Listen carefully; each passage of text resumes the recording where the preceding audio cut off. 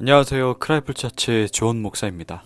오늘 함께 나눌 말씀은 데살로니가 후서 2장 13절에서 3장 5절까지의 말씀입니다. 주께서 사랑하시는 형제들아, 우리가 항상 너희에 관하여 마땅히 하나님께 감사할 것은 하나님이 처음부터 너희를 택하사 성령의 거룩하게 하심과 진리를 믿음으로 구원을 받게 하심이니, 이를 위하여 우리의 복음으로 너희를 부르사 우리 주 예수 그리스도의 영광을 얻게 하려 하심이니라. 그러므로 형제들아, 굳건하게 서서 말로나 우리의 편지로 가르침을 받은 전통을 지키라. 우리 주 예수 그리스도와 우리를 사랑하시고 영원한 위로와 좋은 소망을 은혜로 주신 하나님 우리 아버지께서 너희 마음을 위로하시고 모든 선한 일과 말에 굳건하게 하시기를 원하노라. 끝으로 형제들아, 너희는 우리를 위하여 기도하기를, 주의 말씀이 너희 가운데서와 같이 퍼져나가 영광스럽게 되고, 또한 우리를 부당하고 악한 사람들에게서 건지시옵소서 하라. 믿음은 모든 사람의 것이 아니니라. 주는 미쁘사 너희를 굳건하게 하시고 악한 자에게서 지키시리라. 너희에 대하여는 우리가 명한 것을 너희가 행하고 또 행할 줄을 우리가 주 안에서 확신하노니, 주께서 너희 마음을 인도하여 하나님의 사랑과 그리스도의 인내에 들어가게 하시기를 원하노라. 아멘. 바울은 오늘 또 이 말씀을 통해서 데살로니가 성도들에게 즉 이 세 가지를 말하고 있습니다. 첫 번째로 굳건히 서라라고 말합니다.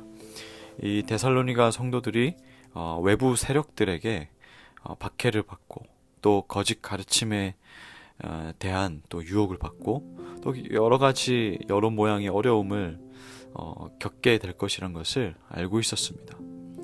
왜냐하면 바울이 곳곳에 전도 여행을 다니면서 얼마나 많은 경험을 하고 또 많은 상황들을 보았겠습니까?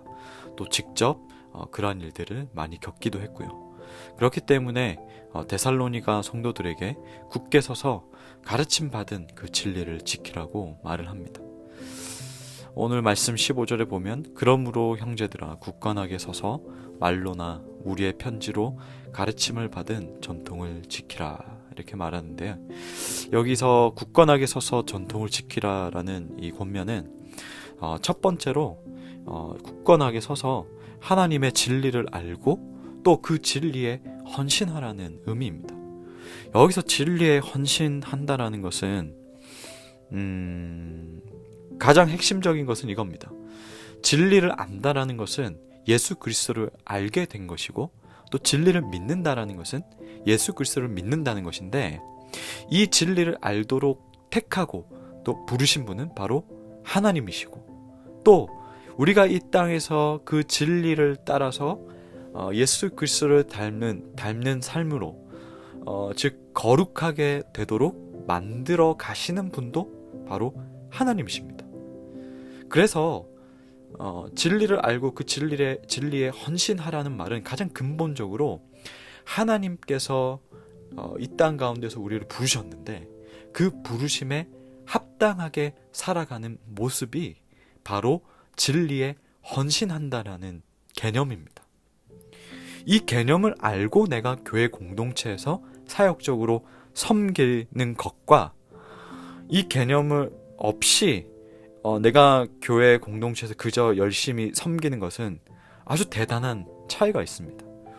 우리가 늘 번아웃이 온다라고 하죠. 우리가 늘 다툰다라고도 하고, 우리가 늘 어떤 것을 섬길 때에 꼭 분란이 일어나고 결국에는 끝이 좋지 않다라는 것을 우리는 직간접적으로 경험할 때가 있습니다. 또 있었고요. 그런데 이 진리를 알고 그 진리에 헌신하라는 그 개념, 이 개념을 정말 우리는 잘 새길 필요가 있습니다. 두 번째로 본문에서 15절에서 나온 전통이라는 것은 교회를 통해 하나님께서 주신 성경에 기록된 진리입니다. 즉 성경 말씀이에요. 성경 말씀. 전통이라고 해서 막 이 부분을 읽고 뭐야, 뭐 사람이 만들어낸 전통을 말하는 건가? 라고 할 텐데, 사도 바울이 여기서 말한 전통은 교회를 통해서 또 이 교회 안의 성도들을 통해서 전해주는 그 말씀을 말하고 있는 겁니다. 사도 바울은 예수님과 또 다른 사도들로부터 이 말씀들을 받았지요. 그리고 그 받은 그대로 각 도시의 교회 공동체에게, 사람들에게 가장 먼저 전했습니다. 이것을 생각을 한다면 바울이 지금 굳건하게 서서 전통을 지키라라고 권면을 했는데, 이것을 우리가 생각을 한다면 교회로 모인 우리가, 또 즉 교회인 우리가 아무리 재미있고 또 막 귀에 쏙쏙 들어오는 내용이고 쉽고 막 흥미진진한 내용이고 이런 가르침이라고 할지라도 이것이 성경에서 나온 진리인지 예수님의 가르침에 정말 부합한 그 내용인지 우린 적극적으로 점검해야 합니다. 바로 어제 나눴던 묵상 내용 중에 그 재림에 관해서 참 재밌는 이야기도 많고 뭔가 대단하게 막 위기감, 뭐 그런 공포감이 조성된 막 이런 집중을 하게 되는 그런 이야기들도 많고, 하지만 이것이 말씀에서 나온 정말 진리인지 예수님께서 가르치신 그 내용이 맞는지 우린 적극적으로 점검할 필요가 있다는 거죠. 그런 의미로 우리는 하나님의 부르심에 합당한 삶을 그 자리에서 지키면서 동시에 주어진 말씀, 이 전통을 잘 붙들어야 합니다. 마지막으로 바울은 위로합니다. 이 땅에서의 성도들의 삶이 항상 순탄한 것이 아니기 때문에 우리는 위로가 필요합니다. 바울은 예수 그리스도와 또 하나님께서 우리를 위로하신다라고 설명하면서 데살로니가 성도들의 마음에도 그 위로가 임하기를 기도합니다. 지금 이 말씀을 듣고 있는 분 가운데 위로가 필요한 분이 계십니까? 아마 계시겠죠.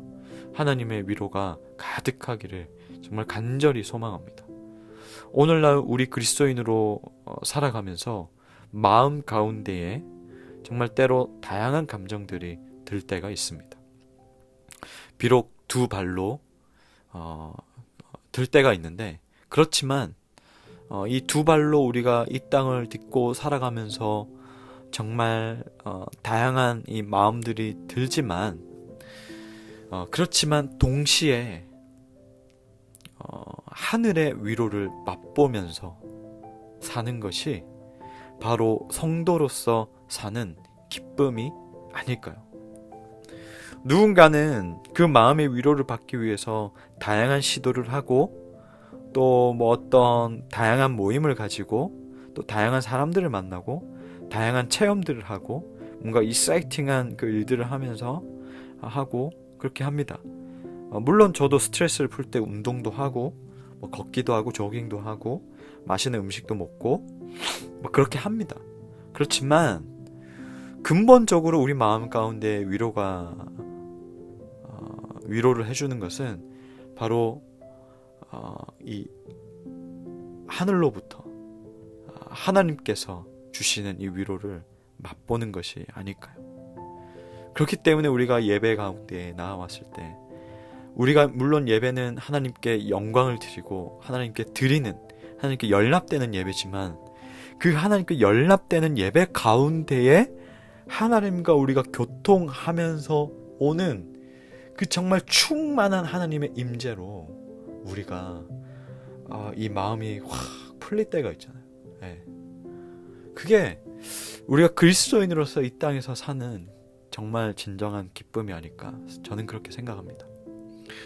그리고 그래서 이 땅의 삶이 어렵고 힘들어도 우리가 견딜 수 있는 것은 하늘을 향해 열려있는 소망이 있기 때문입니다. 그 날이 오면 새 하늘과 새 땅에서 왕노릇하며 영원히 살 소망이 우리에게 있는 것입니다. 이것은 착각이나 혹은 상상력이 아닙니다. 바울은 미리 봤습니다. 그렇지만 그 미리 본 그 환상을 교만할까 하여서 말하지 않는다고 했죠. 구약에서 이사야 선지자도 보았고 또 사도 요한도 반모섬에서 보았습니다. 그렇기 때문에 우리 눈에 지금 당장 보이지 않을지라도 이 땅의 현실보다, 이 땅에서 지금 우리가 이 물질 세계를 보는 것보다 더 생생한 현실이라는 것을 여러분 기억하십시오. 비록 눈에는 보이지 않지만 더 생생한 현실이라는 것을 기억하시길 바랍니다. 그래서 우리는 날마다 반복해서 기도해야 합니다. 믿음을 소유하면서 살아가는 나의 삶 가운데 하나님께서 내 마음을 위로해 주시고, 그리하여 해서 내 마음 가운데에 모든 선한 일과 말에 굳건하기를, 하나님께서 나를 또 굳게 하시기를 구하며 살아가야 합니다. 하나님께서 주시는 위로와 소망으로 이 불확실한 세상에서 확신을 가지고 살아갈 줄로 믿습니다. 끝으로 바울은 데살로니가 성도들에게 굳건히 전통을 지킬 것을 권면하고, 또한 그들의 힘겨운 상황과 삶에 하나님의 위로가 있기를 기도하고 있다고 격려한 뒤에 자신들을 위해서도 기도해 주기를 부탁합니다. 정말 주 안에서 한 형제요 자매로서 기도를 부탁합니다. 끝인사 말 정도로 의례적으로 기도 부탁하는 것이 아닙니다. 사도 바울과 같은 자도 여러 사람의 기도 지원이 필요합니다. 이것이 주 안에서 하나 된 공동체의 모습입니다. 저 역시도 기도의 지원이 필요합니다. 이 모닝 바이블을 듣는 분들, 또 함께 신앙생활하는 크라이프처치 식구들의 기도가 간절합니다. 동시에 저 역시 여러분들을 위해서 기도하기를 게을리해서는 안 되겠죠. 누가 보지 않는다 해도 하나님께서 아시고 결국에는 함께 공동체 안에 있기 때문에 모두가 알게 됩니다. 기도에는 끝이 없다는 것을 기억하시고, 바울이 기도 부탁하는 내용을 잠깐 살펴보면 주의 말씀이 능력 있게 전파되는 것, 이 내용을 부탁합니다. 복음이 빠르게 달려서, 즉 빠르게 전파되고 또 듣는 사람들이 받아들여서 영광을 받게 되기를 위해서 기도 부탁합니다. 복음 전도자로서 바울과 또 그의 팀들이 열심히 곳곳에 다니면서 전하지만 하나님의 말씀 자체가 운동력을 가지고 힘있게 나갈 수 있도록 기도 부탁합니다. 하나님께서는 전도자들만이 아니고 또 사회 구석구석에 있는 모든 그리스도인들을 통해서 말씀이 전파되기를 원하십니다. 사실 초대교회 가운데에 그렇게 부흥이 있고 성령의 역사가 있고 이랬던 것은 다양한 요인이 있겠지만, 저는 그리스도인들이, 정말 구석구석에 있는 그리스도인들이 이 말씀을 전파했기 때문이라고 저는 또 봅니다. 그리고 이 전파된 말씀이 정말 운동력이 있어서, 힘이 있어서, 능력이 드러나서 저는 이 초대교회 가운데에 정말 부흥과 또 하나님의 말씀의 그 능력이 나타났다라고 보는데, 그래서 입을 열어서 복음을 전하는 이 사람을 통해서 말씀 그 자체의 능력이 변화시킵니다. 말씀에 대한 깨달음이 있을 때 그 사람의 삶이 변하고, 관점이 변하고, 세계관이 변하고, 사상이 변하고, 결국에는 사람이 변합니다. 흔히도 우리가 그렇게 말하죠. 사람은 고쳐 쓰는 게 아니라 말하지만, 그러면 성경에 나온 모든 사람은 하나님께서 못 고쳤나요? 통상적으로 사람들이 하는 말이 맞다라고 여기지 마십시오. 그렇다면 사도 바울은 변화되어서는 안 되었던 사람입니다. 여기에 중요한 전제가 붙죠. 예수 그리스도의 복음 외에는 이 세상과 사람을 변화시킬 힘이 없습니다. 우상에 둘러싸여 있던 도시의 사람들을 변화시킨 것은 예수 그리스도의 복음입니다. 사도 바울이 변화시킨 것이 아니고 예수 그리스도의 복음이 변화시킨 겁니다. 그래서 기도 없이 우리 힘으로만은 설 수 없습니다. 기도 없이 되는 것은 없습니다. 우린 기도해야 합니다. 서로를 위해서 기도할 때에, 특히 서로의 삶을 통해 말씀이 살아 움직이기를 기도할 때 하나님의 역사가 나타날 줄로 믿습니다. 여러분, 기도로 하나님과 묶이고 우리 공동체가 서로 기도하며 영적으로 묶여지기를 주님 이름으로 간절히 소망하고 축복합니다. 하나님 아버지, 오늘 바울이 공동체를 향해서 또 이 말씀 안에 굳건히 서기를, 또 하늘로부터 오는 위로가 이 마음 가운데 임하기를, 그리하여서 위로받고 다시 힘을 내어서 달려가기를 또 기도하고, 또 자신과 자신의 팀들을 위해서 기도해달라고 부탁했습니다. 하나님, 우리가 이 불확실한 세상 살아갈 때 정말 오직 흔들리지 아니하시고 영원히 신실하신 그 하나님을 붙들고 확신의 참 발걸음으로 살아가게 하여 주옵소서. 우리가 생각만 하면 또 우리가 고민만 하면 불확실한 변수들이 참 많기 때문에 불안감과 두려움밖에 있을 수 없습니다. 그러나 하나님, 우리는 당장의 내일도 알지 못하고 1년의 일도, 뒤의 일도, 2년 뒤의 일도, 3년 뒤의 일도 우리는 알지 못합니다. 우리가 아무리 계획을 많이 세우고 대비를 한다 한들 그것대로 잘 흘러가진 않습니다. 하나님께서 결국엔 인도하셔야 되고, 하나님께서 하셔야 되고, 하나님께서 우리의 삶을 강권적으로 주권적으로 인도하셔야 됩니다.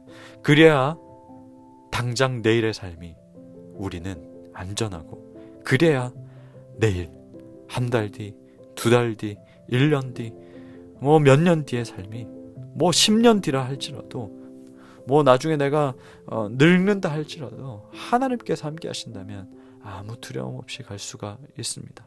주여 동행하여 주시고, 이 말씀 듣고 묵상하고 기도하는 모든 성도들 가운데에 오늘 하루도 주님께서 강권적으로 동행하여 주옵소서. 예수 그리스도의 이름으로 기도하옵나이다. 아멘.